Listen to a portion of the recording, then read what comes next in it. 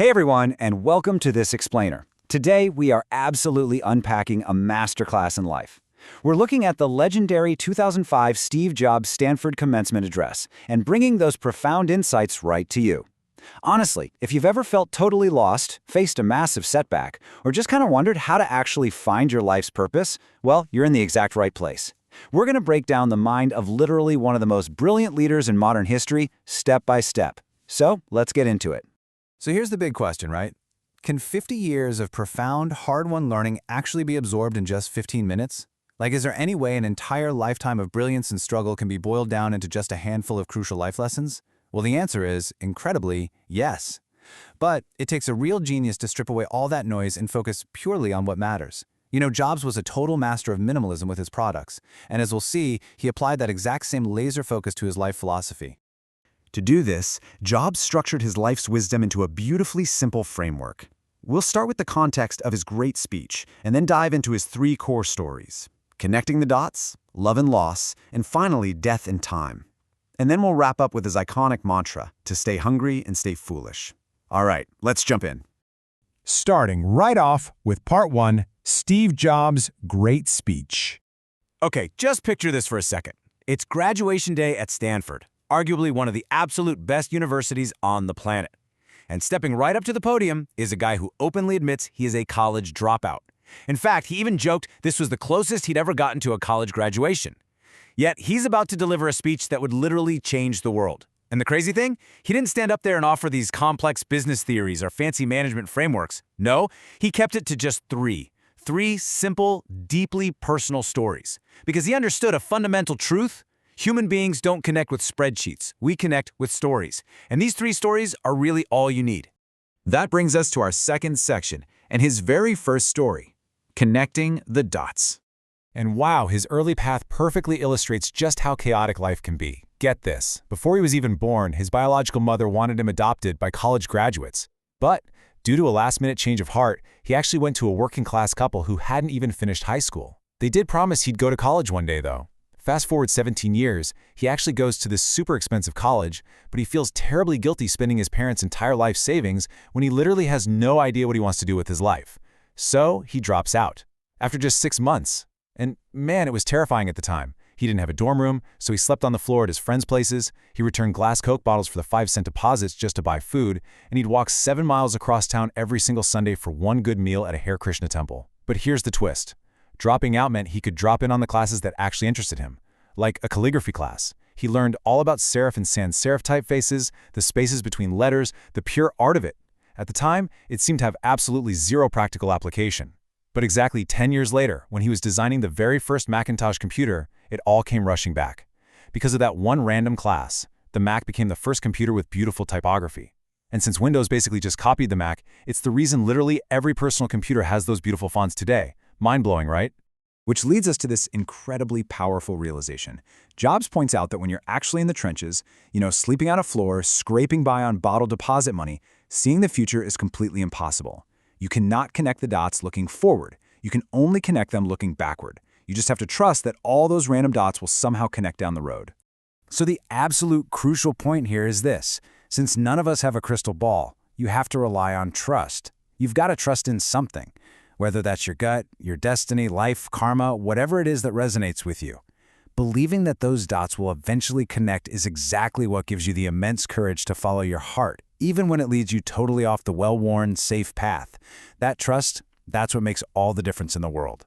Moving on to our third section and his second story, love and loss. Fired from Apple at age 30. I mean, just imagine the sheer devastation. Jobs started Apple in a tiny garage with Steve Wozniak when he was just 20 years old. They worked like crazy, and in a single decade, it exploded from 2 kids in a garage into a $2 billion, with a B, $2 billion empire with 4,000 employees. He had just turned 30. But then he hired this highly regarded executive to help him run things, and their visions for the future just completely clashed. The board of directors sided with the other guy, and boom, just like that, the founder was out. It was a massive, incredibly humiliating public failure. The absolute focus of his entire adult life was just gone. He actually even considered running away from Silicon Valley altogether. But here is what's truly fascinating. It's how Jobs reframed this absolute catastrophe. He realized something so vital. Sure, he'd been rejected, but he was still profoundly in love with what he did. The passion was still there, so he decided to start over. And what he found is that the crushing heaviness of being successful, all that pressure, all those expectations, was suddenly replaced by the incredible lightness of being a total beginner again. He was completely free.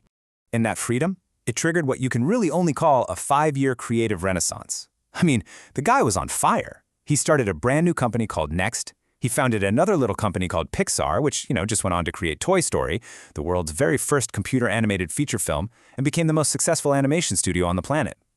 Oh, and perhaps most importantly, during this exact same time, he met the wonderful woman who would become his wife. Eventually, in this crazy full-circle turn of events, Apple actually bought Next, bringing Jobs right back to the company that fired him, and the technology he developed during his so-called exile became the very core of Apple's future. As he put it was awful-tasting medicine, but the patient absolutely needed it. The ultimate takeaway from this whole roller coaster period is captured so perfectly right here. Keep looking. Don't settle. Your work is going to fill a massive chunk of your life, right? So the only way to be truly satisfied is to do what you believe is great work. And the only way to do great work is to genuinely, deeply love what you do. Jobs actually compares finding your life's work to finding true love. You'll just know it in your gut when you find it.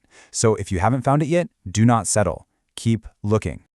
All right, that brings us to section 4, and his third and final story, Death and Time. When Jobs was about 17, he read this quote that went something like, "If you live each day as if it was your last, someday you'll most certainly be right." And man, that made a huge impression on him. For the next 33 years, he would look in the mirror every single morning and ask himself, if today were the last day of my life, would I want to do what I'm about to do today? And whenever the answer was no for too many days in a row, he knew he had to change something. Reminding yourself that you are going to die is honestly the best tool to avoid the trap of thinking you have something to lose. You're already naked. There is literally no reason not to follow your heart.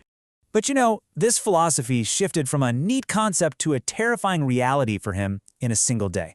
Imagine this. At 7:30 in the morning, a scan showed a tumor on his pancreas. The doctors basically told him it was an incurable type of cancer and gave him maybe 3 to 6 months to live. They told him to go home and get his affairs in order, which, let's be real, it's just doctor code for prepare to die. So he sat with that terminal diagnosis all day long. Then, that evening, they perform a biopsy, putting an endoscope down his throat and into his stomach to grab some cells from the tumor. And when the doctors finally looked at those cells under a microscope, they literally started crying. Why? Because it turned out to be this incredibly rare form of pancreatic cancer that is actually curable with surgery. He had the surgery, and miraculously, he survived. Coming that intimately close to the end forever solidified his perspective. He came to believe that death is actually life's greatest invention. I know, it sounds harsh, but it's purely efficient. No one wants to die, right? Even people who want to go to heaven don't want to die to get there. But death is the destination we all share. And Jobs noted that this is exactly as it should be, because death efficiently clears out the old to make way for the new. Right now, you are the new, but someday soon, you're going to become the old and be cleared away. It sounds dramatic, but it is the absolute truth. And this leads us perfectly to section 5. Stay hungry, stay foolish. Stay hungry, stay foolish.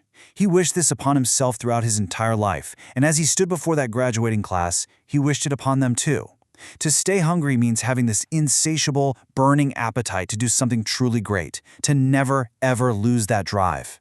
And to stay foolish means remaining humble. It means being foolish enough to admit that you don't have all the answers.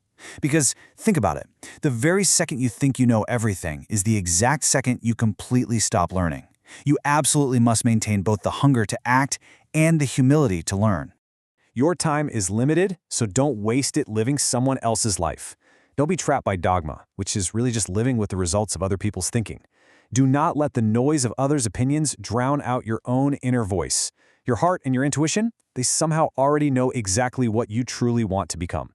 Everything else is just secondary. Well, thank you so much for joining me for this explainer. Remember to stay hungry and stay foolish out there. And as you step away today, I want to leave you with this final profound question to mull over. Are you truly listening to your own inner voice?